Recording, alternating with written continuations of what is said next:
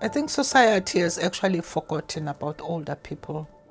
I have to make decisions whether I eat or I heat the bungalow. I've noticed the food prices have definitely jumped up. I go to the food bank. There is always an uncertainty how long you can stay in the home. The owner, of course, can have you evicted. They want more, but I said I can't afford it.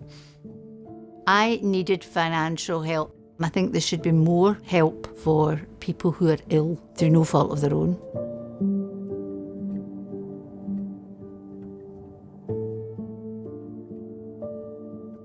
After being married for 33 years, my husband left me. He left me with debts. It was hard at first. Had to struggle with the thought that he'd left me and trying to find out how to get help with all the different bills and that they were coming in. Wilf and I met through the dating ad in the Northern Echo, and he really has been a godsend. Well, we've been together for 13 years now. Obviously, I'm retired now, and I've been since 2009. And I have a pension from the Northern Echo when I worked there for 17 years. I started work at School Crossing, Lollipop Lady. I was there for 16 years and absolutely loved it. I'd have still been there if the arthritis hadn't set in with my knees. I'm on warfarin to thin my heart so that I don't have a heart attack. I take antidepressants, and for my asthma I take my inhaler. I've tried to get extra benefits.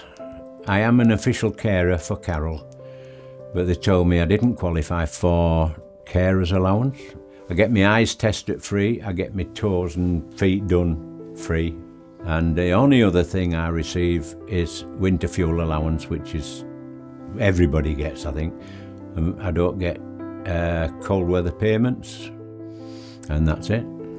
I was paying £49 a month for electric and gas. They've changed the direct debit and now it's just gone up to £200.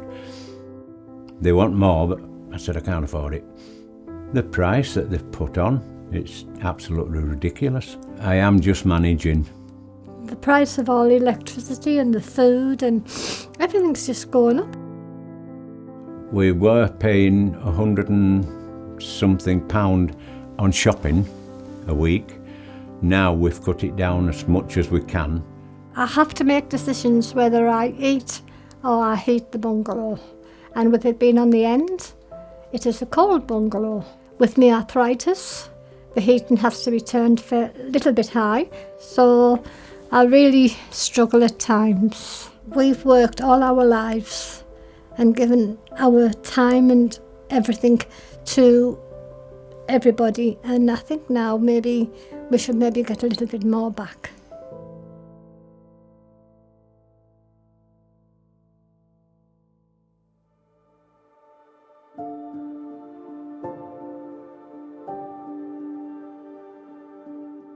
I was born and raised in North West London. I trained as a company secretary.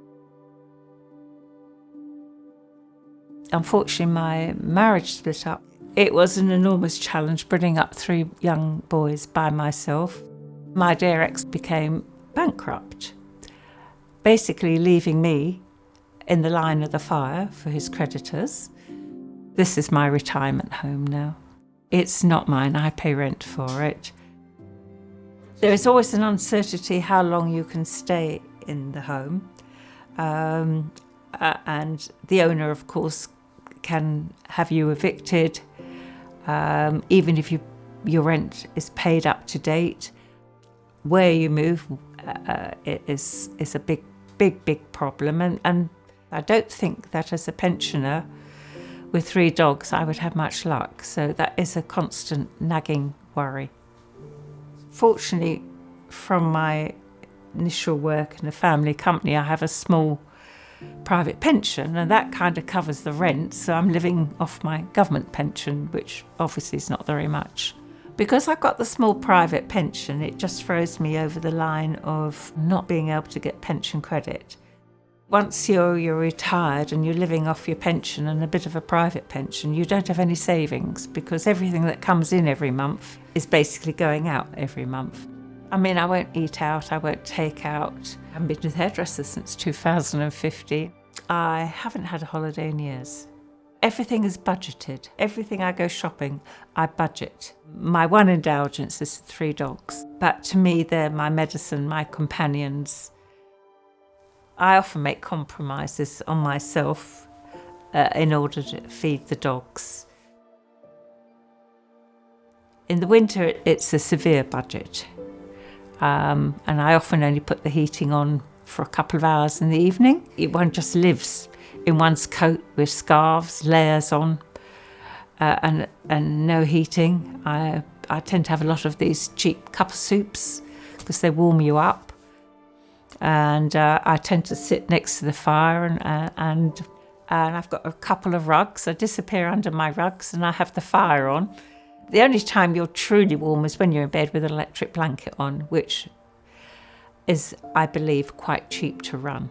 I mean, the only time I'll have the heating on in the day is if I've got guests, and even my own sons don't know that I will freeze during the day to keep the costs down. And when you're living on your own, you feel it's a luxury to have warmth.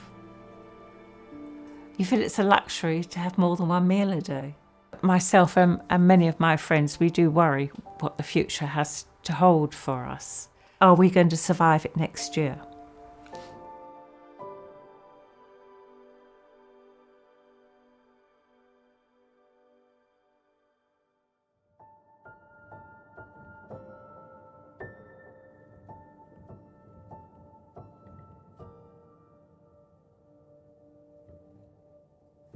I worked in a care home for 15 years in the kitchen, which I loved. Money was my main concern. I didn't have any money to live on.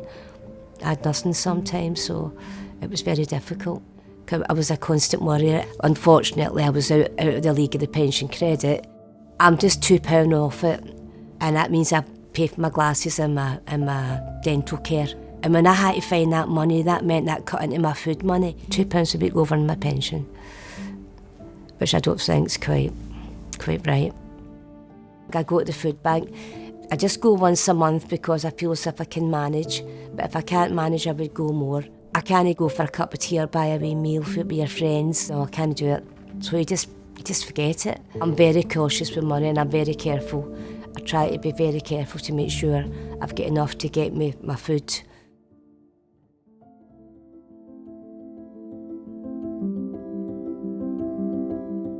I worked for BT for 28 years and then I retired. My husband did all the finances, I didn't. Unfortunately, 2.5 years ago, my husband had a fall and then dementia, and he's now in a nursing home. Money that we had obviously had to be used, and that was used in help out with a lot of the bills. That's where the problem started. We still had a mortgage. What we had to do was we sold the house that we had and bought the main door flat that we're in now, which helped. But I am still mortgaged until, I don't know, been another, I think, 10 years. I've got my small pension and my old age pension, and my husband's pension is taken up by all the things that you need per month. Electricity, nursing home fees, petrol, daily living, and that's all consumed in my husband's pension. Mentally, it's not been easy, but financially, it's quite a drop. It's quite a drop. I get pension credit and I also get attendance allowance. It makes a difference that I'm able to live normally. I needed financial help and I needed financial advice.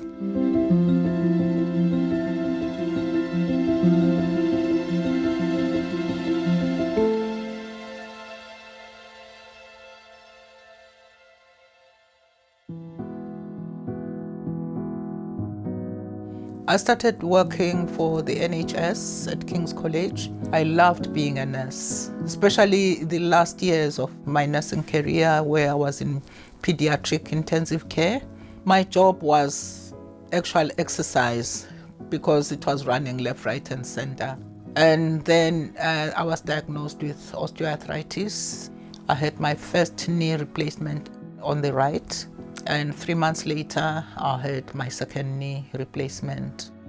I still have debt, especially with the mortgage. So with the attendance allowance and pension credit, we are managing. I've got good neighbors. We are like family, actually. We've got a food bank up the road. I can't go because I have to go for physio, so one of my neighbors usually brings it for me when she can. They used to give us a lot of vegetables like greens and stuff, but now it's mostly tin stuff. It makes you feel down and low because I used to contribute to food banks before, but now finding that I benefit from that as well, it makes you feel inadequate, I can say, and like you didn't manage your life better. We used to have like 250 pounds per month, including cat food and laundry and stuff, but I found that it's extra now, so that doesn't go far. I had savings before, which dwindled and finished. By 2021, I was really struggling and looking into these charities to help. With the help of Independent Age, I've managed to get an extra £800 a month. Benefits should be better signposted for the people to know which they qualify for, which they can get. But with attendance allowance and pension credit, at least there's a light at the end of the tunnel. It's made a lot of difference to me. I think society has actually forgotten about older people, because you actually lose your value as well. Because as a critical care nurse, I thought I was doing well in society. People respected me. And all of a sudden now I'm retired and in trouble with my creditors, and it actually gives me the low self-esteem as well. Like I say, it's like I didn't manage my life properly. It makes me get very anxious. Sometimes I can't even sleep well at night. In my language, we say life is like a wheel. We say impilo injengesondo, iqonda phezulu iqonda ezantsi. You may be up today and down tomorrow, so don't look down upon somebody who's down and think it's their fault, because life happens in a way that we don't even know.